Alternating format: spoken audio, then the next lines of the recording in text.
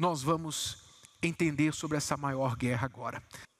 Antes a si mesmo se esvaziou, assumindo a forma de servo, tornando-se em semelhança de homens e, reconhecido em figura humana, a si mesmo se humilhou, tornando-se obediente até a morte e morte de cruz. Então vamos entender aqui as grandes perguntas sobre a salvação. As grandes perguntas que nos fazem entender por que Jesus veio a esse mundo. Por que Deus, o Deus Pai, precisou enviar o Deus Filho, o seu único Filho ao mundo? Por que Jesus precisou descer aqui em forma humana, como falou aqui, tomou a forma humana, reconhecido em figura humana? Por que ele precisou descer aqui e morrer na cruz? Porque só Jesus é que pode nos salvar, porque só Ele, nenhum outro poderia ter feito isso. E nos salvar de quê? Porque quem salva, salva de algum perigo, não é isso? De algum mal. Ele veio nos salvar de quê? Então veja, para você entender a sua condição e essa maior guerra que todos nós enfrentamos, você precisa entender essas perguntas e as suas respostas. Por que Jesus veio a esse mundo? Ele veio nos salvar de quê? E porque só Ele poderia nos salvar. Então, qual é o perigo que todos nós corremos? Qual é o maior inimigo que todos nós temos? Alguém vai dizer, o diabo. Sim, o diabo, mas o nosso maior inimigo chama-se a nossa própria vontade. Nosso maior inimigo está aqui dentro da gente. De forma que o diabo só pode nos vencer quando ele encontra em nós, na nossa vontade, um aliado a ele. Se o diabo não encontrar em nós um aliado, ele não pode nos vencer. Logo, o nosso maior inimigo está aqui dentro da gente. Chama-se a nossa própria vontade. A nossa própria vontade. Paulo falou sobre isso. Lá em Romanos, ele disse assim: porque não faço o bem que quero, mas o mal que não quero, esse faço. Ora, se eu faço o que não quero, já não faço eu, mas o pecado que habita em mim. Então Paulo falou dessa guerra que existe dentro da gente, esse conflito. Sabe, um conflito que existe. Sabe na escola, quando você fazia aquela brincadeira de cabo de guerra? Sabe, pegava 3, 4 de um lado, de uma corda, e 3, 4 do outro, e cada um puxava para ver quem era mais forte. Sabe, cabo de guerra? Assim é dentro da gente. Um lado, o lado do bem puxando, e o lado do mal puxando do outro.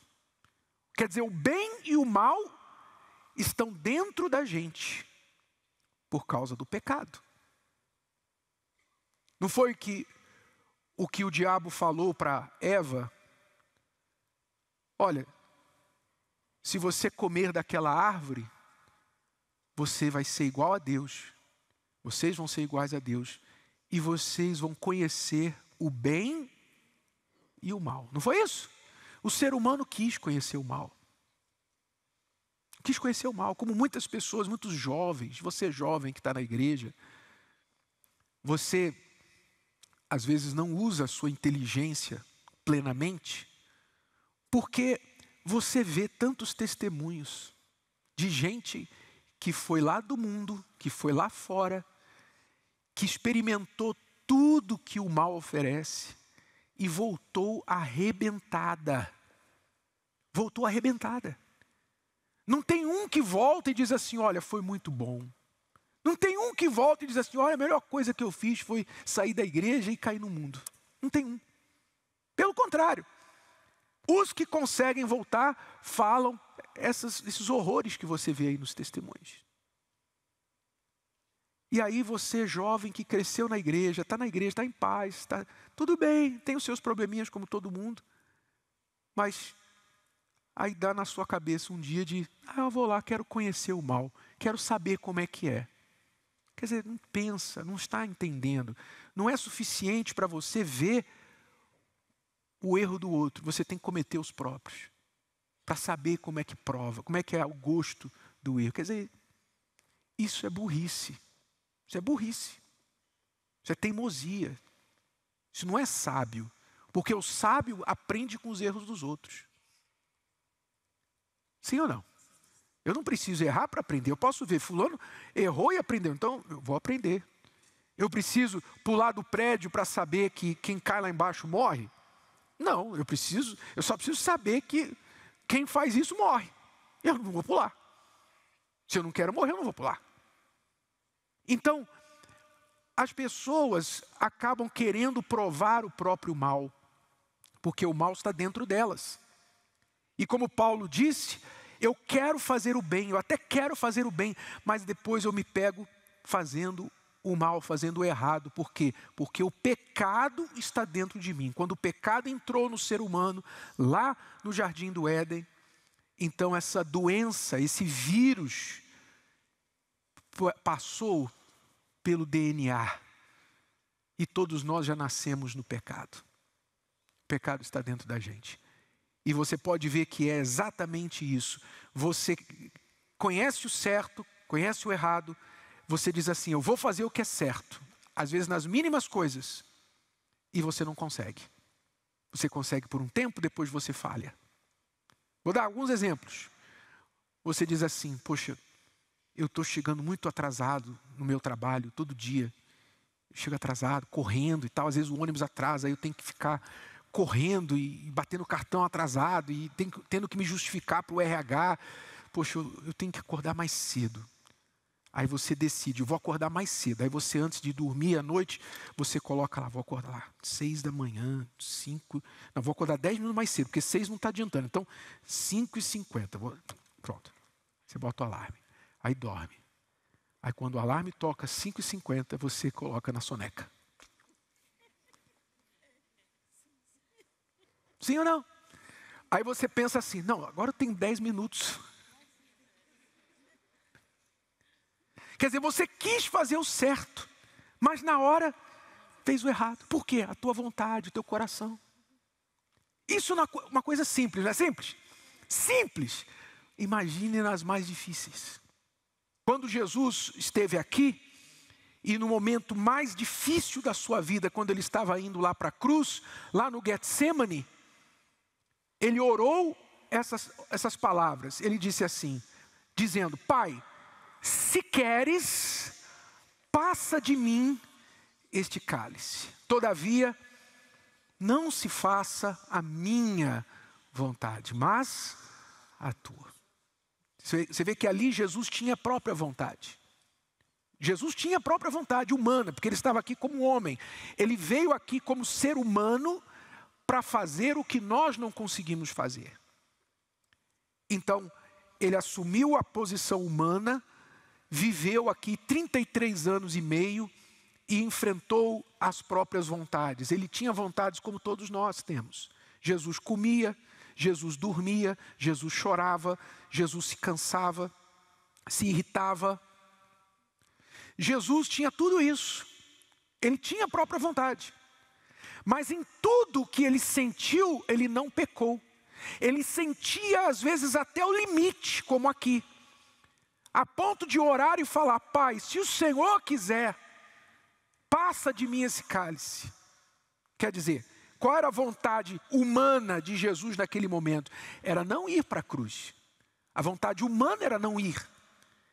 Mas a vontade espiritual, a missão dele espiritual era maior. Então ele falou, contudo, seja feita a tua vontade e não a minha. Então Jesus sacrificou a própria vontade e fez a do Pai. E o Pai não pôde responder aquela oração de Jesus, não pôde tirar esse cálice de dor que ele sofreu, de morte que ele teve que passar, porque ele tinha que beber aquele cálice.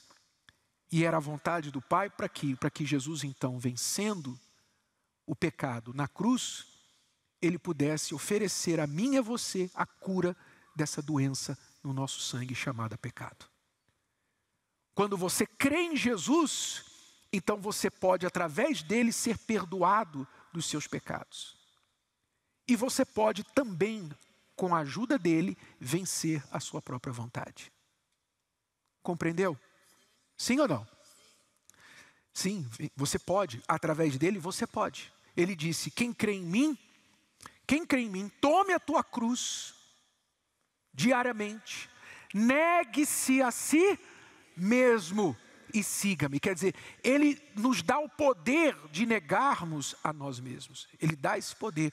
Ainda que nós ainda sejamos pecadores e falhos, humanos, temos a capacidade de pecar, mas se estivermos com ele dentro da gente, ele nos dá o poder de dizer ao mal, não, eu não vou fazer. O que Eva e Adão não tiveram, nós temos o poder de dizer, não vou fazer. Quando estamos com o Senhor Jesus, o Espírito dele dentro da gente. Amém? E aí a gente vence essa guerra. A gente vence a maior guerra de todas, que é a guerra entre a nossa vontade e a vontade de Deus. Essa é a maior guerra. Quando você deixa a sua vontade prevalecer sobre a de Deus, então quem vence é o diabo. Mas quando você submete a sua vontade à de Deus, como Jesus fez, não seja como eu quero, mas como tu queres. Quando você submete a sua vontade à de Deus, então Deus vence. O diabo é derrotado na sua vida. E aí você vence, vencendo a maior guerra, você vence todas as outras debaixo dela também. Amém? Está claro isso? Jesus venceu essa guerra esvaziando-se de si mesmo. Quer dizer, esvaziando-se da sua vontade, do seu querer, do seu eu, das suas inclinações humanas. E ele mostrou o caminho. Se eu fiz, vocês podem fazer com a minha ajuda. Não sozinhos, mas com a minha ajuda.